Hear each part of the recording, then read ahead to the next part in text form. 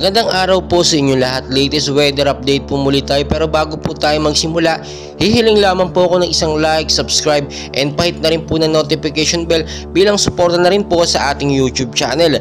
So as of now, wala naman pong sama ng panahon sa ating Philippine Area of Responsibility. Pero kung makikita nyo po sa ating pinaka-live radar, meron po tayong namataan na active low pressure area dito nga po sa bandang Kanluran, no? Makikita nyo naman. Pero as of now, malayo po ito, no? Nasa bandang India po ito.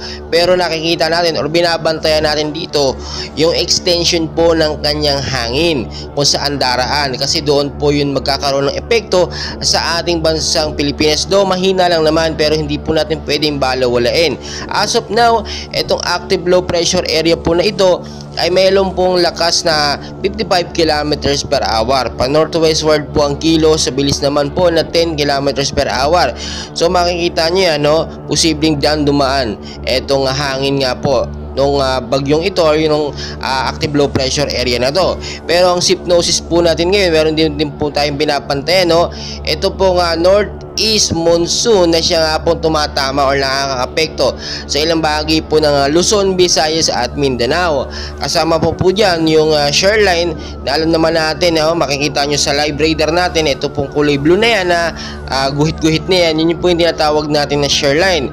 Pero tulad na lang alam po ng aking laging sinasabi, kahit wala pong sama ng panahon na nakapasok sa ating Philippine Area of Responsibility, this is the day, no? This is the time na tayo maghanda. Linisin po yung mga lugar na bahain dyan, especially sa mabababang lugar po sa Metro Manila, sa may Luzon. Yung mga kanal, yung mga ester na maraming basura, tanggalin po natin. In case magkaroon po ng rainfall advisory galing sa Pag-asa, ay makakadaloy po na maayos sa mga katubigan natin at hindi po magkakaroon ng pagbabaha. Gayon din po pinag-iingat yung matataas na lugar, no?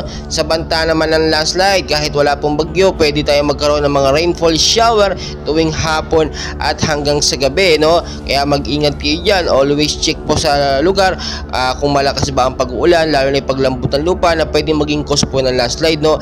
Maging I'm ready po tayo tulad po na aking sinasabi bago po matapos, no? Itong buwan po ng Oktubre, posibleng may pumasok pa na bagyo. So dapat maging mapagbantay tayo. Kung may mga lakad po kayo, especially sa hapon, sa gabi, mas magandang i-check po na natin yung lagay ng panahon kung may mga pag-uulan ba. Kung sakaling may lakad naman na importante, magdala na lang ng payong jacket o kaya naman po ng kapote. And please, pakisuportahan naman po ng ating channel at pakishare sa ating mga loved ones para updated sila sa ating daily weather updates.